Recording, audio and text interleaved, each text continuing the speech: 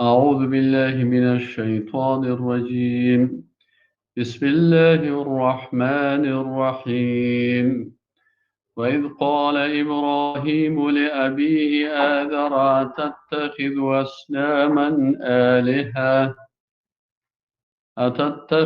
أصناما آلهة إني أراك وقومك في ضلال مبين. وكذلك نري إبراهيم ملكوت السماوات والأرض وليكون من الموقنين. بسم الله الرحمن الرحیم. سوره الانعام آیت 74. الحمد لله والصلاة والسلام على رسول الله صلى الله عليه وسلم وعلى آله وصحبه اجمعین. دوستان عزیز، خواهران گرانقدر، برادران عزیز، السلام علیکم و رحمت الله و برکاته. در درس امروزی ما و شما در بحث سوم ما و شما خواندیم که مطلب اول دلایل قوی در مقابله با مشرکین بود و در مطلب دومی که امروز ما و شما سرش بحث میکنیم که بیان دلایل پیغمبرای قبلی و راز هدایتشان است.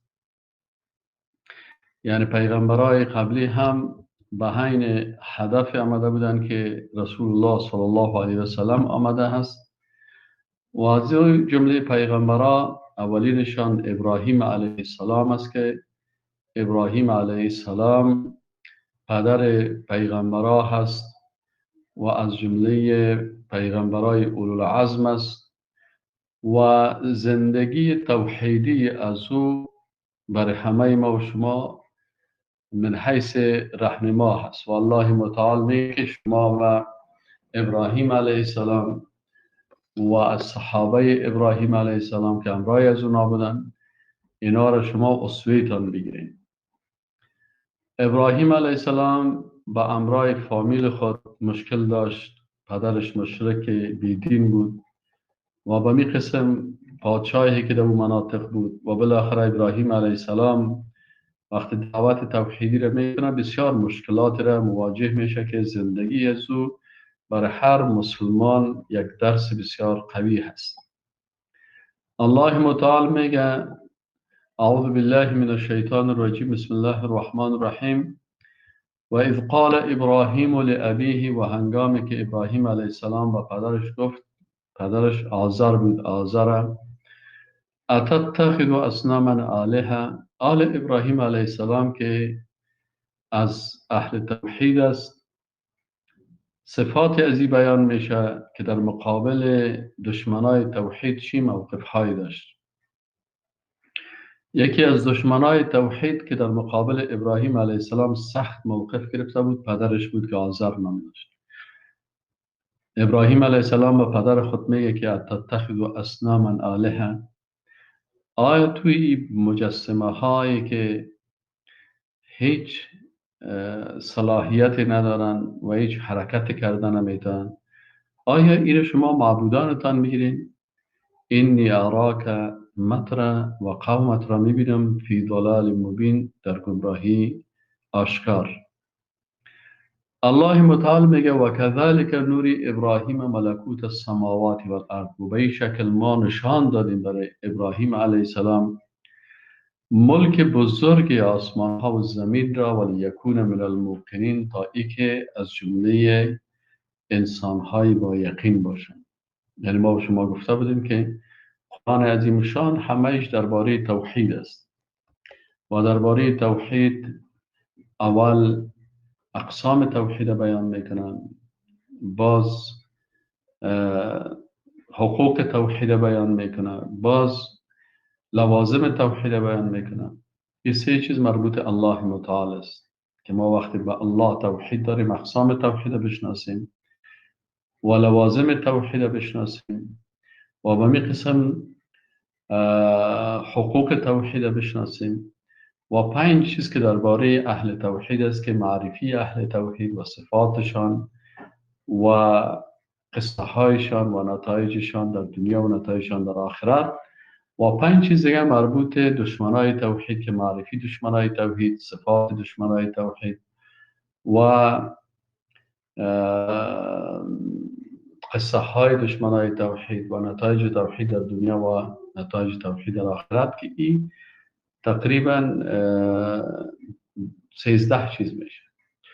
و آخریش باز نواقص و نواقض ایمان. نواقص او چیزهایی که ایمان ناقص میسازن، ضعیف میسازن، و او چیزهایی که نواقض یعنی چیزهایی که ایمان کاملا نقص میکنه و انسان از دایره ایمان میکشه. این مسائل 14 که مسائل 14 که در قرآن هست و قرآن همش درباره توحید هست. حالا در اینجا اهل توحید نشان میده که در مقابل دشمنای توحید، ابراهیم علیه السلام نمونه است از موحدین، از اهل توحید.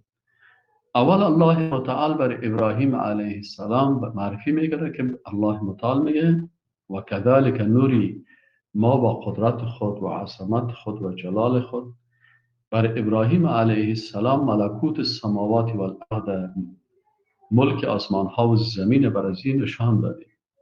قدرت الله در آسمان ها، قدرت الله در زمین، تا اینکه خود ابراهیم علیه السلام ولی یکون من الموقنین از جمله کسایی باشه که این 100% و ربوبیت و الوهیت الله سبحانه و تعالی و حکم الله سبحانه و تعالی یقین داشته باشه و هیچ جای شک به این نباشه. پس ابراهیم علیه السلام تربیه شده توسط الله سبحانه و تعالی. الله با قدرت و عظمت خود تمام این آنچه که از قدرت الله هست و جلال و عظمت الله هست و ملک الله هست، این بر ابراهیم علیه السلام نشان میده. آل ابراهیم علیه السلام اول در مقابل پدر قرار میگیره که پدر مشرک هست و دشمن توحید است، و بعد از او امرای دیگرها قرار میگیره که بعضشان ستاره پرست هستند، بعضشان آفتاب پرست هستند، بعضشان مهتاب پرست هستند. و ابراهیم علیه السلام با یقینی که داره، ببینیم در اول بیان میکنه که ابراهیم علیه السلام الله میگه ما تربیه کردیم و برش نشان دادیم قدرت و با عظمت خدا و قدرت عظمت الله را در آسمان ها و زمین دید.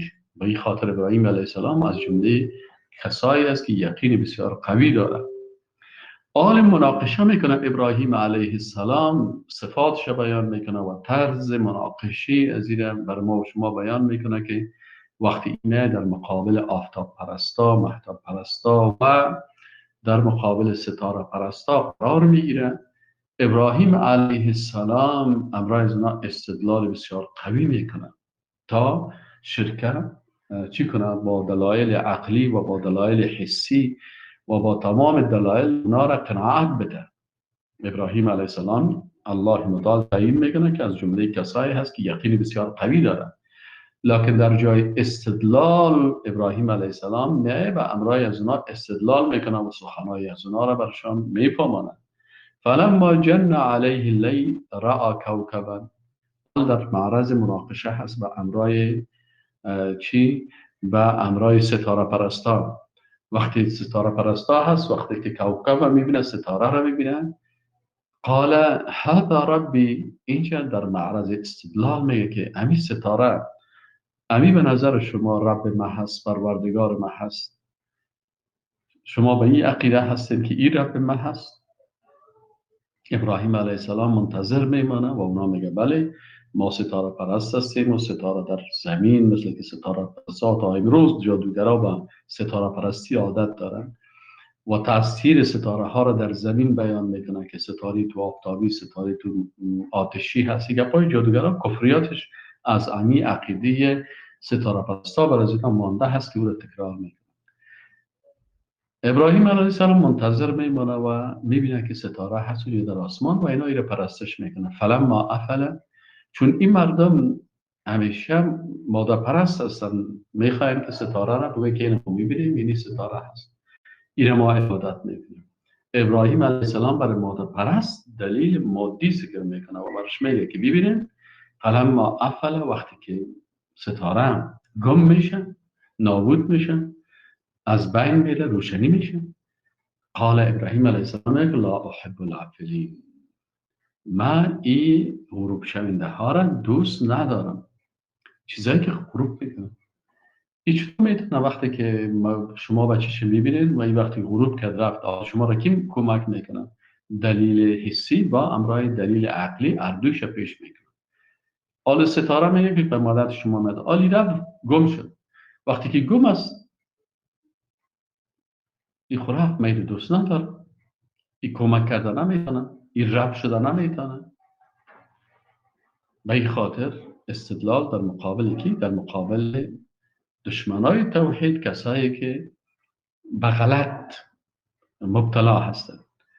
فلما را القمر، خب محتاب پرستا هستن که محتاب پرستش میدن. وقتی که ابراهیم علیه السلام محتاب میبینه بازغا برآمدگی سعی میکنه محتاب است. قال میگه هل ربی، برشان میگه که شما این عبادت میکنین امی رب ما هم است، شما همین قسم تصور دارین. فلما افل، ابراهیم علیه السلام منتظر میمونه وقتی که قمر محتاب هم از بین میره و گم میشه. قال لئن لم يهدني ربي لأكونن من القوم الضالين.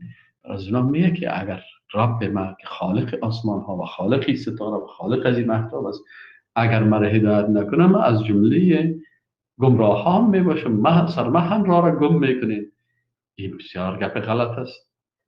باز می سر آفتاب یکی داد آفتاب پرستش میکنه. فلما رأى الشمس بازغة، وقتی که آفتاب رو میبینه که طلوع کرده. قال باز ابراهیم علیه السلام در حالت مجادله و مناظره و گفتگو هست. خب میگه هذا ربی هذا اکبر، ایره میگین شما که رب من هست این بزرگ است. به خاطر بزرگیش که نسبت به ستاره و نسبت به محتاب بزرگتر است. فلما افل، وقتی که آفتاب غروب میکنه چه شد ربتان؟ چه شد کسی را که شما عبادت میکنین؟ قال یا قوم، برشان میگه قوم انی بریء مما تشرکون، من بیزار هستم از یا ستاره پرستی، مهتاب پرستی و این آفتاب پرستی که شما این اجرام سماوی رو با خالق کائنات رب العالمین است به همراه از این شریک میسازید. من از این شرکیات شما بیزار هستم. آنچه که شما میگین در از اینا با این استدلال میگی این حق نیست و باطل هست و اینا رو ساکت میزنم. و برشان میگه که اینی آلا عقیدی خدا برشان بیان میکنه اینی وجهت وجهی، ما توجه خدا روی خدا به طرف او ذات آوردیم که للذی فطر السماوات والارض، او خالقه که این آسمان ها و زمین و این ستاره و این محتاب و این تمام آنچه که هست کل از اینا را خلق کرده حنیفا پاک. یعنی عقیده ما عقیده پاک است. و ما انا من المشرکین، و ما از جمله مشرکین نیستم. نه آفتاب پرست هستم، نه مهتاب پرست هستم، نه آتش، نه ستاره پرست. این عقیده درست توحیدی است. و حاجه قومش به امرای از احتجاج و دلائل میگن، حجت میگن، دلیل میگن. قال ابراهیم علیه السلام گفت اتحاجونی فی الله، آیا شما برای من در مورد الله استدلال شما میکنید؟ وقد هدانی، و در حالی که الله مرا هدایت کرده، من پیغمبر الله هستم. ولا اخاف ما تشرکون به، از اون چیزهایی که شما او را با الله شریک میسازین من نمیترسم. این آفتابی محتابی ستاره ها یا چیزی کرده نمیتونن. الا ان یشاء الرب شیئا، مگر چیزی که رب بر رب من پروردگار مگر رب العالمین است. واسع ربی کل شیء علما، علم الله سبحانه و تعالی وسیع از در بر گرفته همه چیزا. افلا تذکرون، چرا شما پند نمیگیرید؟ چرا از عقلتان استفاده نمیکنید؟ چرا از فکر و اندیشیتان استفاده نمیکنید؟ و کیف اخاف ما اشرکتم، و همه چطور بترسم از اون چیزایی که شما با الله را شریک ساختید. ولا تخافون انکم اشرکتم بالله ما لم ينزل به علیکم سلطانا، و در حالی که شما نمیترسین از او ذاتی که به او امرای از او به الله شما شریک ساخته، چیزهایی رو شریک ساختین شما هیچ دلیل و هیچ حجت و هیچ سند ندارید. هیچ سند شما ندارید. پیش ما صحائف است، پیش ما خود احکام الهی است، شما هیچ حجت و دلیل ندارید. فای الفریقین احق بالامن، ابراهیم علیه السلام میگه که پس کدام از این دو فرقه، من یا شما، کدام ما در امنیت هستیم؟ این کنتم تعلمون، اگر شما بدانید. الذين آمنوا مؤمنان واقعی الله متعال کسایی هستند که ایمان آوردن ولم یلبسوا ایمانهم بظلم، ایمان خدا مختلط نکردن با امرای ظلم که شرک است. مؤمن واقعی کسی است که وقت ایمان آورد ایمان خدا با امرای شرک خلط نمیکنه. اولئک امی گروه مردم لهم الامن و هم مهتدون، امن بر از اونا امنیت و آرامش فکری هست، فکرن کاملا آرام و راحت است و هم اونا در هدایت هستند. و تلک حجتنا، الله متعال میگه که این دلایل ما بود، آتیناه ابراهیم علی قومه که ما بر ابراهیم علیه السلام دادیم در مقابل قومش، نرفع درجات من نشاء. الله میگه ما هستیم که با قدرت و عظمت خود درجات هر کسی را که بخوایم بلند میبریم. ان ربک، یقین داشته باش که رب تو رب العالمین حکیم، بسیار حکم کننده با حکمت و علیم و بسیار با خبر و عالم هست. و الله متعال میگه و وهبنا له اسحاق و یعقوب، بر از او همچنان فرزند و نواسه دادیم که اسحاق پسرش بود و یعقوب علیه السلام نواسش بود. کلا هدینا، هر کدام از اینا الله میگه ما با قدرت عظمت خود هدایت کردیم. و روحا، و قبل از اینا نوح علیه السلام بود، هدینا من قبل که او را هدایت کردیم پیش از اینا. و من ذریته، و از اولاده از داود علیه السلام بود، سلیمان علیه السلام بود، ایوب علیه السلام بود، یوسف علیه السلام بود، موسی علیه السلام بود، هارون علیه السلام بود. و کذالک نجزی المحسنین، و به این شکل ما پاداش میدیم برای نیکوکاران. و به می قسم از جمله پیغمبران زکریا علیه السلام بود و یحیی علیه السلام است و عیسی علیه السلام است و الیاس علیه السلام است. کل من الصالحین، همه اینا از جمله صالحا هستند.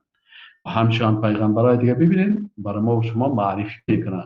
کی رو معرفی میکنه؟ اهل توحید معرفی میکنه. کی رو معرفی میکنه؟ اهل توحید. در جمله اهل توحید و اسماعیل علیه السلام است و عیسی علیه السلام است و یونس علیه السلام است و لوط علیه السلام است. و کلا فضلنا علی العالمین، اینا کلشان پیغمبرا بودن و بالای دیگه مخلوقات اینا چی داشتن؟ فضیلت داشتن. پیغمبر نسبت به ما و شما فضیلت خاص پیغمبری خدا داره و ما و شما به حکم الله تسلیم هستیم. و من آبائهم، و از پدران از اینا، و ذریاتهم، از اولادای از این پیغمبرا، و اخوانهم، و از برادرایشان، و اجتبیناهم، اینا را برگزیدیم، و هدیناهم الی صراط مستقیم، و اینا را به راه راست هدایت کردیم. ذلك هدی الله، میگه این هدایت الهی است، یهدی به من یشاء، هر کسی را که الله خواسته باشه هدایت میکنه از من عبادی، از بنده هایش. ولو اشرکوا، اگر اینا شرک بیارن، لحبط عنهم ما کانوا یعملون، تمام اعمال نیکشان چی میشه؟ نابود میشه. پس انسانی که ایمان داشت کوشش بکنه که خدا از شرک حفظ داشته باشه. شرک در ذات الله حفظ کنه خدا، شرک در صفات الله خدا حفظ کنه، شرک در افعال الله خدا حفظ کنه، شرک در عبادت الله خدا حفظ کنه، شرک در حکم و قانون الله خدا حفظ بکنه و شرک در نامهای الله خود حفظ بکنه. از این شرکیات خدا حفظ بکنه. اولئک الذین، میگه این کسایی را که برای شما معرفی کردیم و نامهایشان رو برای شما گرفتیم، آتیناهم، یعنی الله اهل توحید معرفی میکنه. اولئک الذین آتیناهم الکتاب، اینا کسایی بودن که برشان کتاب دادیم و الحکم، حکمت دادیم، حکومت هم برشان دادیم بر بسیاری از این پیغمبران، و نبوت هم بر از اینا دادیم، یعنی صلاحیت های مختلف داشتن. فین یکفر بها، پس اگر کافر شوند کسی به اینا، به این پیغمبران، هؤلاء فقط وکلنا بها قوما لیسوا بها کافرین، کسایی که به اینا کافر شوند، الله متعال میگه ما وکالت و عوض از اینا قوم دیگی را جانشین از اینا میسازیم، اونا کافر نیستند. یعنی الله متعال این شخصیت ها را من حیث پیغمبران، من حیث خلیفه در روی زمین، الله متعال میگه ما اینا را فرستادیم، تعیین کردیم، بنده های موحد ما هستند. امی قسم که آدم علیه السلام این جاعل فی الارض خلیفه، یعنی آدم و ذریه و اولادش کل از اینا. بناهن وقت کسایی که از اونا اطاعت میکنه خوب، کسایی که مخالفت میکنه الله متعال از اونا خلافت خدا میگیره و به قوم دیگی که اونا کافر نیستن بر از اونا امی هدایت و خلافت و حکم نصیب میکنه. اولئک الذین هدی الله، الله متعال میگن شناخت اینها را اهل توحید شناختی، پس اینا کسایی هستن که الله اونا را هدایت کرده و به خدا هم مقتدی به هدایت از اینا. ببین که چه صفات داشتن، این صفات از اینا را شما هم داشته باشید. قل لا اسألكم علیه اجرا، بغیر رسول الله صلی الله علیه و سلم برای مردم که من در مقابل آن چی که بر شما دعوت میکنم و احکام الله را اطاعت میکنم و تطبیق میکنم، از شما آرزو و امید کدام اجوری را ندارم. این هو الا ذکر للعالمین، آنچه که من بر شما از توحید بیان میکنم و احکام الله را بیان میکنم، این در حقیقت یک پند است و عبرت است و درس است برای مخلوقات. مطلب سومی، اصطلاح‌های دیگری در رد شبهات اهل کتاب و سایر بیدینان آل رسول الله صلی الله علیه و سلم در جامعه که زندگی میکنند به اشکال مختلف و انواع مختلف دشمنای توحید وجود دارند و در مقابل همه از اونا جنگ فکری میکنند، اونا مبارزات ایدئولوژیک میکنن. تو هم پیغمبر الله هستی، در مقابل فکر و ایدئولوژی از اینا باید استدلال های قوی داشته باشی که اونا را کلشان و دلایلشان از بین ببری و دلایل از اونا را نابود بسازی. در آیات بعدی شبهات دیگری که توسط بیدینا مطرح میشه بیان میشه و رد میشه. الله متعال میگه اول رد ادعای اهل کتاب به انکار قرآن عظیم الشان. الله متعال میگه و ما قدر الله حق قدره، میگه اینا الله را قدردانی نکردن به اون شکل که حق الله بود که او را باید قدردانی میکردن.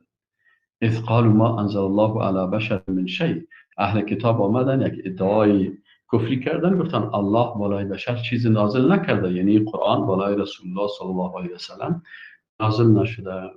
خب آل بر از اینا استدلال میشه که قل من انزل الكتاب الذي جاء به موسی، میگه از برشان بگوی رسول الله صلی الله علیه و سلم وقتی شما میگه که بالای من این کتاب نامده هست، پس بالای موسی علیه السلام کی کتاب روان کرد؟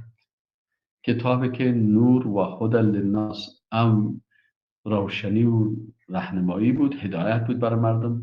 تجعلونه قراطیس تبدونها و تخفون کثیرا، که شما اونا را در کتاب ها و در قرطاسیه و در ورق ها گذاشتین، بعضی احکامش بیان میکنین و بحث دیگیش بسیارش مخفی میکنین، پت میکنین، به خاطر تعصبتان، به خاطر قوم پرستیتان، به خاطر کفرتان، به خاطر بیدینیتان. و علمتم ما لم تعلموا انتم ولا آباؤکم، و شما از امی کتاب تورات و از وصایای موسی علیه السلام بسیار چیزایی را یاد گرفتین که شما هم نمیدانستین، پدرایتان هم نمیشناسین. قل برشان بگو که الله او کس او ذاتی که بالای موسی علیه السلام کتاب نازل کرد اسم الله است. او کسی که موسی علیه السلام و کتابش من حیث نور و رهنمایی و هدایت بر شما فرستاد الله است. ثم ذرهم، باز میگه رسول الله صلی الله علیه و سلم اینا را ترک بکو فی خوضهم یلعبون، در امو غلطی ها و در امو بازی های خود بگذار که امو خصد امو بازی بکنن. و هذا کتاب، این کتاب که قرآن عظیم الشان است، انزل الله، و الله میگه ما نازلش کردیم با قدرت و عظمت خود. ما بر شما گفتم که همیشه وقتی که الله متعال قدرت و عظمت و جلال خود بیان میکنه ضمیر جمع بر خود استعمال میکنه. و هذا کتاب، الله متعال میگه ما انزلناه به قدرت خود این نازل کردیم، مبارکن، این صفت قرآن عظیم الشان است که مبارک است، بسیار کتاب پر برکت هست. مصدق الذی، تصدیق کننده هست، الذی بین یدیه، به او کتاب هایی که قبل ازی بوده است. اعتقادات توحیدی راستینه این تصدیق میکنن. ولی تنذرن، و این کتاب رسول الله صلی الله علیه و سلم ما نازل کردیم بالای تو تا تو بترسانی ام القرى و من حولها، امی کعبه شریفه و آن کشورهایی که در اطراف هزی هستند، در کل سایر کره زمین، کل از اینا را بترسانی از آنچه که اینا مخالفت با کلام الله میکنند. والذین یؤمنون بالآخره یؤمنون به، اهل کتابی که بر از اونا کتاب هم داده شده، کسایی از جمله از اونا که با آخرت ایمان دارن، با قرآن هم ایمان میآورن. و هم علی صلاتهم یحافظون، و اونا بر عبادت و نماز خود محافظه میکنن. دومی شبهه که از طرف دشمنای اسلام در حقانیت رسالت رسول الله صلی الله علیه و سلم بود. الله متعال شبهشان را ذکر میکنه و ردش ذکر میکنه. الله متعال میگه و من اظلم و کیست ظالم تر ممن افترى علی الله کذبا، نسبت به کسی که بالای الله و دروغ افترا میکنه، تهمت میکنه. او قال یا بگویه که اوحی الیه، به من وحی شده ولم یوحى الیه، و بعد از وحی نشده باشه.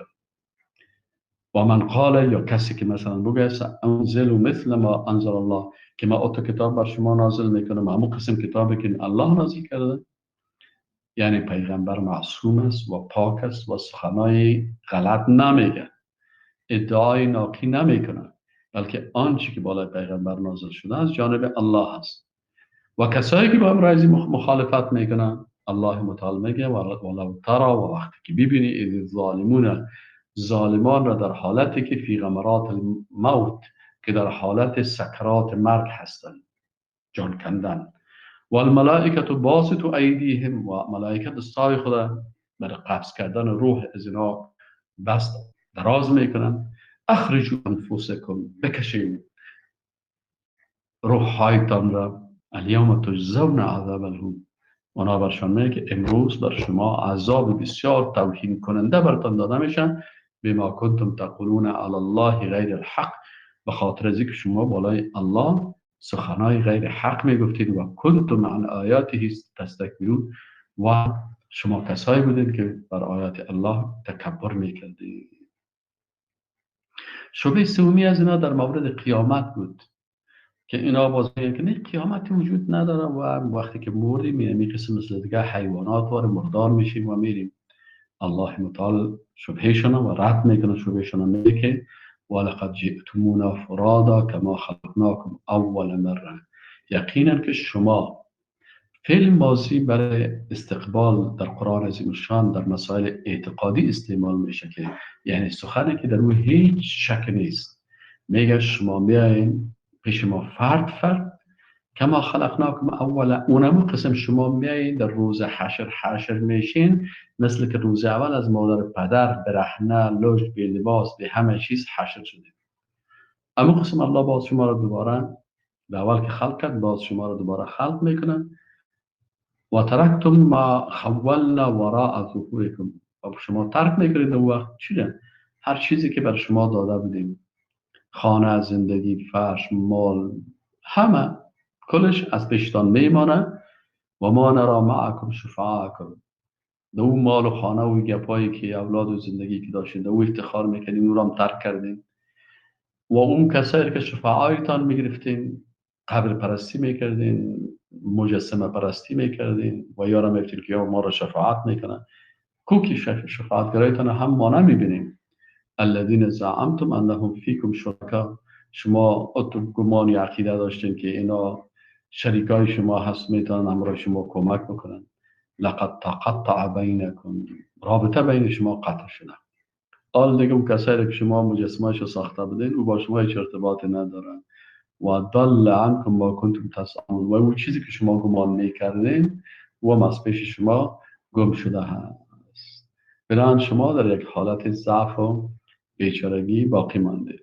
خب حالا در این سوره مبارکه بخش دوم شروع میشه. در بخش دوم هم توحید و یگانگی الله سبحانه و تعالی بیان میشه. چرا؟ ما شما در سر از این سوره گفتیم که الله متعال پیامش در این سوره مبارکه امی هست که در این سوره مبارکه امی هست که انسان ها باید اگر میخواین که حکم الله را، خلافت الله را در زمین الله تطبیق بکنن، این ممکن نیست بدون توحید. گر همه خواهی مسلمان زیستن، نیست ممکن جز به قرآن زیستن. اگر شما میخواین که خلافت الله را که بر پیغمبران داده و بعد از بر صحابه و تابعین و تابعین همی قسم تا خلفای راشدین و امویین و عباسین، بناهن اگر شما میخواین که به همین قسم حکم الله را تطبیق بکنین، تا وقتی که عقیده توحیدی 100% کامل نداشته باشین، الله خلافت زمین خود بر شما نمیده.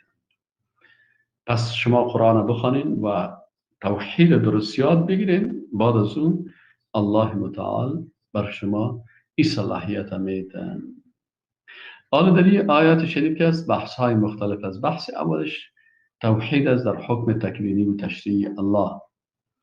در اول مطلب اولش توحید در حکم تکوینی الله است. در آیات 95 سوره الانعام الله متعال قدرت و عظمت خدا، حکم خدا که در بالای کائنات است کلش بیان میکنه. اول حکم الله سبحانه و تعالی در حبوبات دانه ها. این الله ذات با عظمت خدا معرفی میکنه و گفتیم قرآن عظیمشان اول الله را با تمام اقسام توحیدش معرفی میکنه. ذات الله را معرفی میکنه، صفاتش را معرفی میکنه، عبادتش را بیان میکنه، حکم تکوینیش که در کائنات چه قسم حکم داره و حکم تشریعیش که بالای مخلوقات چی احکام را بیان کرده است. الله متعال قدرت و عظمت خدا معرفی میکنه و میگه که این الله، یقین الله و ذاتی که نامش الله است. الله را نباید ترجمه بکنید کلمه خدا و گاد و سکتر نمیتونن که مفهوم الله را داشته باشن. یعنی الله او ذاتی با عظمت هست که فالق الحب و النوا، که دانه ها و خسته ها را اینا را میشکفانه. شما وقتی یک خسته را و یک دانه را در زمین دور میکنید، یک وقت میبینید که از او یک نبات و بالاخره یک درخت بزرگ ساخته میشه. کی را خلق میکنه؟ کی دانه ها را از بینشان جدا میکنه؟ الله هست. الله هست که این دانه ها را چی میکنه؟ از بین هم جدا میکنه. شگافنده، فالق به معنای شگافنده، در اینا شگاف ایجاد میکنن و از اینا چی خارج میشه؟ این نباتات خارج میشه.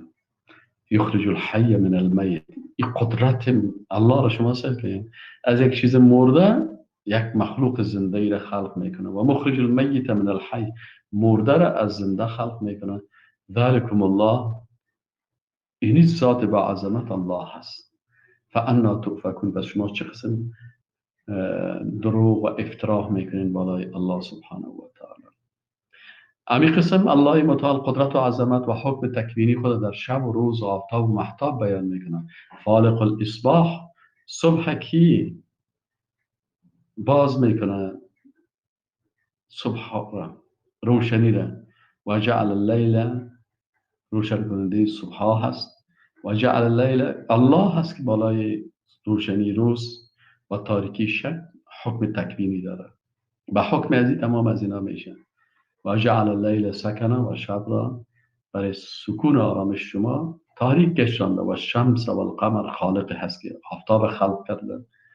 و القمر، حکم الله در آفتاب است، هم خلقش کرده هم حفظش میکنه. حسبانن، که اینا برای حساب و محاسبه هستن. ذالک تقدیر العزیز العلیم. این تقدیر کی هست؟ از او ذاتی که الله نام داره، العزیز، بسیار با عزت و غالب هست، العلیم، بسیار با خبر و عالم است. سوم حکم تکوینی الله در ستاره ها هست.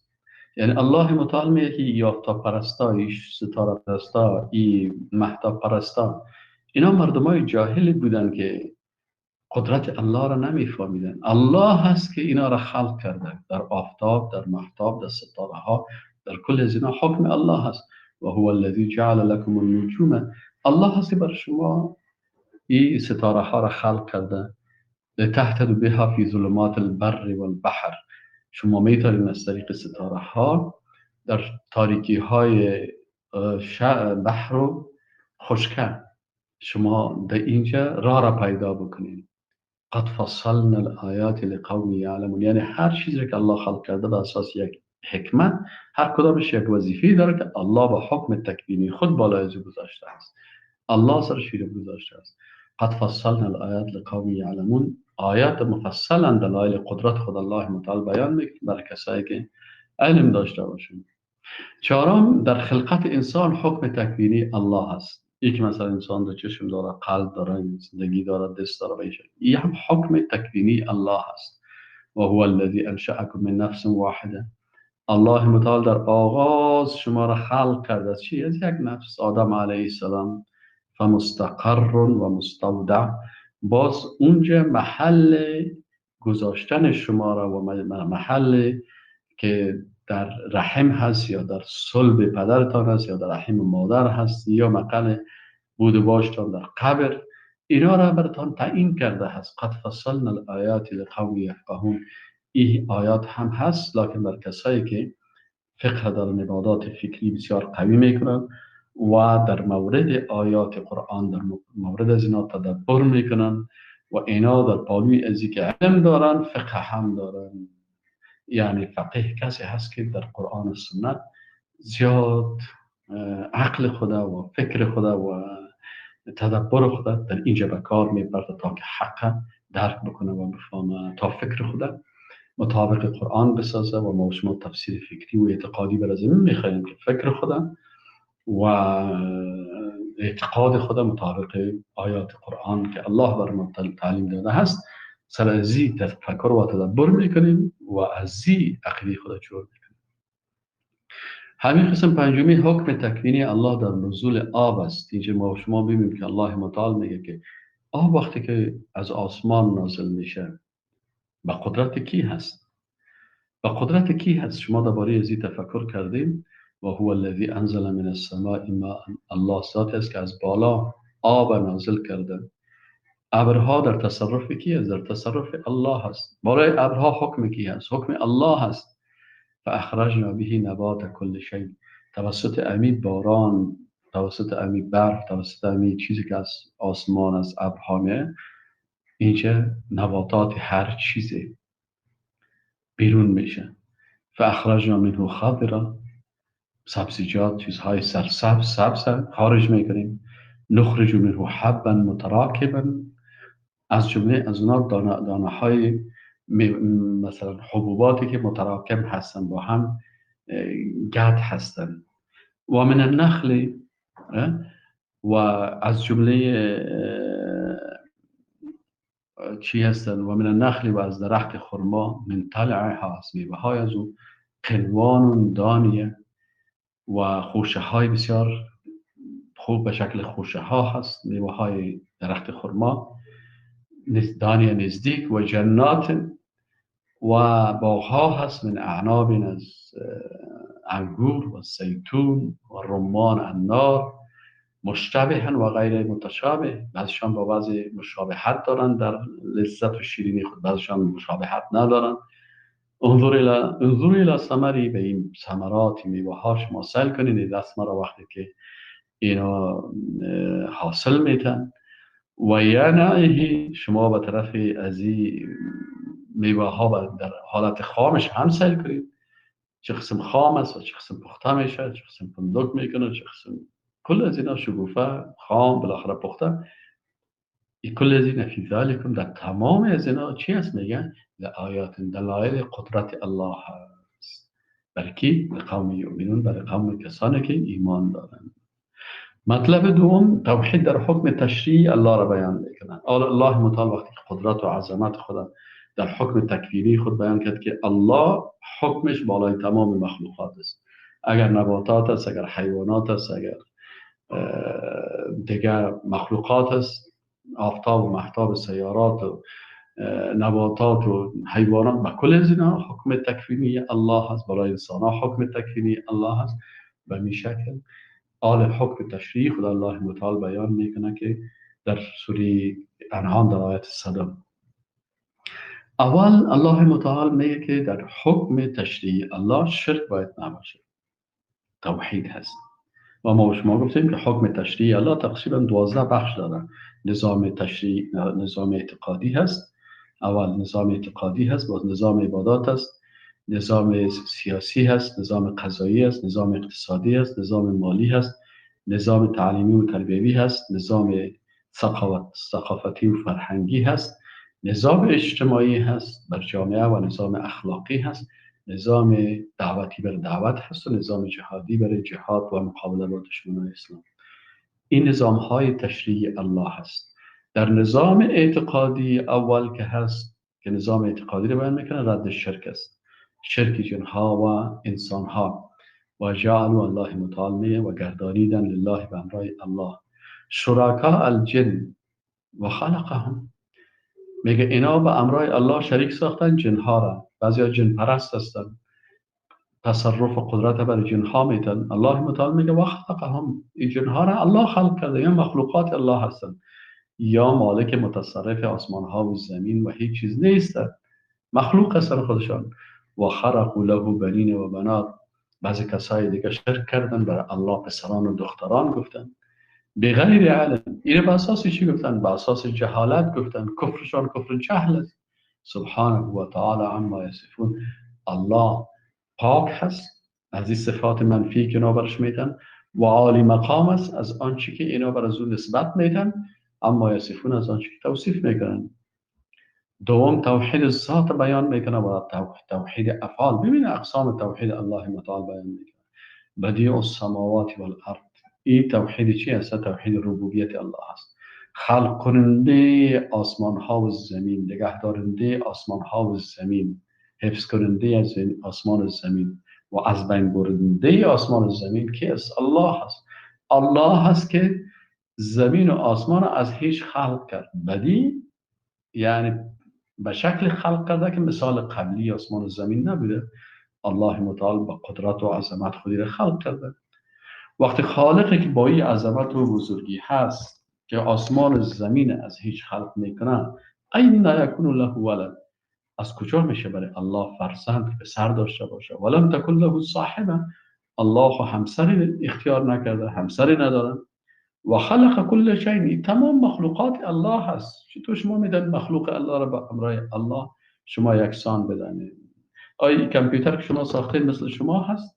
میشه از کامپیوتر را همسر بگیریم؟ این مخلوقی ساخت شما هست. کامپیوتر، این موبایل، این مخلوقات که هست، انسان ها، اینا مخلوقات الله هستن. اینا صفات مخلوقی دارن. چطور میدونن که یا فرزند یا همسر یا نزدیک به الله باشن؟ الله دارای عظمت، قدرت و صفات خاص خود هست و تمام اینا رو خلق کرده و هو به کل شیء علیم. الله به هر چیزی بسیار عالم است. در نقطه 3 در آیت 102 هم توحید ربوبیت و الوهیت بیان میکنه. ذالکم الله ربکم، این صفاتی که گفته شد، خلق کننده، بدیع السماوات والارض، او الله رب شما هست. رب یعنی ذاتی هست که خلق کننده، زنده کننده، میراننده، شفا دهنده، صحت دهنده، روزی دهنده، تعیین کننده احکام. این کلش مربوط به ربوبیت الله میشه، مربوط الله هست. این باید به مخلوق ندید. ذالکم الله ربکم، رب شما هست. لا اله الا هو، التوحید الوهیت میگه لا اله، نیست معبودی به حق که ذاتش عبادت شود و حکمش اطاعت شود بغیر از الله الا هو، بغیر. ما به شما گفتیم که اصلا توحید 6 قسم هست در قرآن عظیم الشان. توحید ذات الله هست، توحید صفات الله هست، توحید افعال الله هست، توحید عبادت الله هست، توحید حکم الله هست و توحید نامهای الله هست. بازی رو علما تقسیم بندی کرده. بعضی همین 6 قسمه در 2 قسم خلاصه کرده، میگن به خاطر که شاگردا یاد بگیرن. این تقسیم بندی ها اجتهادی است. بعضیا 2 قسم تقسیم کردن. در بعضی کتابا میخوان توحید تقسیم میکنه، میگه اقسام توحید، میگه 2 قسم است. لکن وقتی که 2 قسمه بخوانین میفهمیم که همین 6 قسمه در 2 قسم خلاصه کردن، بیان کردن. و بعضی علما میگن توحید 3 قسم است. توحید ربوبیت است، الوهیت است، اسماء و صفات است.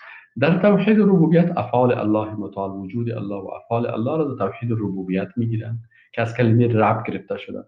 و توحید الوهیت آن چیزی که مربوط به عبادت و حکم الله هست در توحید عبادت میگیرن.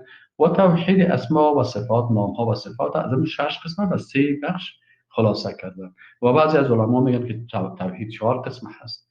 اجتهادی هست، توحید ربوبیت است، الوهیت است، اسماء و صفات است و توحید حکم است. بعضی ها میگن توحید حکم مستقل است، بعضی ها میگن نه، توحید حکم در ربوبیت داخل میشه. بعضی علما میگن توحید ربوبیت در الوهیت داخل میشه. یعنی اقسام توحید چون کلش مربوط الله متعال هست، یکی به دیگه ارتباط داره. لکن در قرآن عظیم شان عمیق اقسام بیان شده که ذات الله معرفی شده که او ذات یگانه واحد است، لم یلد ولم یولد ولم یکن له کفوا احد. صفات الله هست بیان شده به شکل اسماء الله الحسنا، بیان شده به شکل جمله اسمیه، بیان شده به شکل مضاف و مضاف الیه، بیان شده به شکل جمله فعلیه، بیان شده به شکل اشکال مختلف، به شکل یک صفت. این صفات الله هست. به همین قسم مثلا افعال الله متعال بیان شده است، همین قسم مثلا احکام الله بیان شده هست و صفت حکم الله بیان شده هست. این شش قسم در اینجا هست. از این خاطر الله متعال در اینجا مثلا ذالکم الله ربکم، میره علما میگن که اینجا توحید ربوبیت است، ربوبیت الله را بیان میگن. لا اله الا الله الوهیت است، یعنی الله رب العالمین است، خلق کننده، روزی دهنده، شفا دهنده، تعیین کننده احکام، تعیین کننده تشریع، حفظ کننده. پس مرا کی خلق کرده؟ الله. مرا کی روزی میده؟ الله. مرا کی حفظ میکنه؟ الله. اگر مریض شم کی مرا شفا میده؟ الله. و توحید الوهیت یعنی که الله لا اله نیست، هیچ معبودی که دو صفت داشته باشه که ذاتش عبادت شوه و احکامش قوانینش اطاعت شوه الا هو، بغیر از الله خالق کل شیء. الله هست که خلق کننده تمام مخلوقات است. فاعبدوه، پس الله را عبادت کنید. و هو علی کل شیء وکیل، و الله بر هر چیز محافظ و تدبیر کننده هست. الله متعال به قسم صفات خدا بیان میکنه. توحید صفات مثلا چهارمین نقطه هست، لا تدرک الابصار. الله متعال دارای صفتی هست که با او قوت و عظمت این چشم های عاجز نمیتونن او را درک بکنن و این عقل های عاجز نمیتونن که او را درک بکنن. دارای صفاتی هست که مخلوق هم به چشم خدا عاجز است، هم به عقل خدا مجبور است تسلیم باشه و و آنچه که در قرآن و سنت درباره گفته شده به او ایمان داشته باشه. اما حقیقت ذات الله و صفات الله را انسان نمیتونه که درک کنه، چون بسیار دارای صفات کمال هست.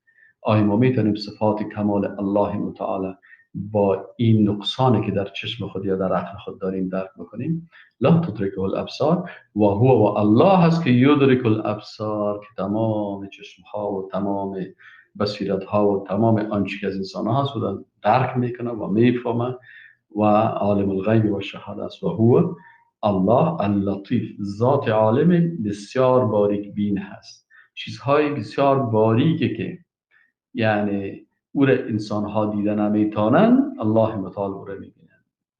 و اقوال بسیار کوچکی که ضعیفی که کس نمیدانه، الله متعال او را لطیف، ذات لطیف هست، او را میفهمه و عالم است، خبیر و باخبر است از تمام آنچه که معلوم دار است و آن چیزی که مخفی هست، آن چیزی که ما آشکار میکنیم و آن چیزی که ما در قلب خود میکنیم. الله بر همه عالم خبیر هست، باخبر است. حالا الله متعال وقتی که توحید بیان میکنه و اقسام توحید بیان میکنه، دعوت میکنه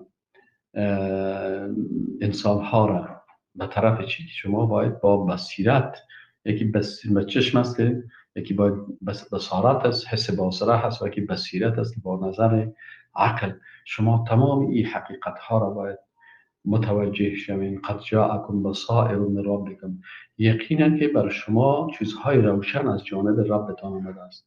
فمن ابصر فلنفسه، پس کسی که این حقیقت ها را میخواهد درک بکنه و تسلیم حکم الله باشه، منفعتش به نفس خودش است. و من عمی، و کسی که خود به بینایی زده با وجود از اینکه چشم داره، فعلیها، چشم داره، عقل داره، چشم روی داره، چشم قلب داره. پس کسی که خود بصارت و بصیرت خدا کلش چی میکنه؟ ترک میکنه و حق درک نمیکنه، فعلیها، پس جرم جنایت خودش بالای خودش است. و ما انا علیکم بحفیظ، رسول الله صلی الله علیه وسلم بر از اینا بود که من بالای شما حفظ کننده نیستم. من پیغمبر هستم. پیغمبر وظیفهش چی است؟ تبلیغ است، تطبیق است، بیان کردن تشریع الهی است. ششم، توحید با بیان استدلال. و کذالک نصرف الآیات، الله متعال میگه به این شکل ما دلایل بیان میکنیم، ولی یقول، تا که مردم بگه درسته. حتی برای تو پیغمبر میگه که توی خوری یاد گرفتی، از پیش فلانی یاد گرفتی، فلانی یاد گرفتی، در حالی که پیغمبر صلی الله علیه و سلم امی بود، نه در مکتب رفته بود، نه در پوهنتونی رفته بود، و نه چیزی را پیش از درس خوانده بود، تا زمان که سرش وحی شد و معلمش جبریل امین به حکم الله شد. تا که نابوین تو درس خواندی ولی نبینه، و تا ای که ما ایره بیان بکنیم لقوم یعلمون، برای قومی که ایره میدانن.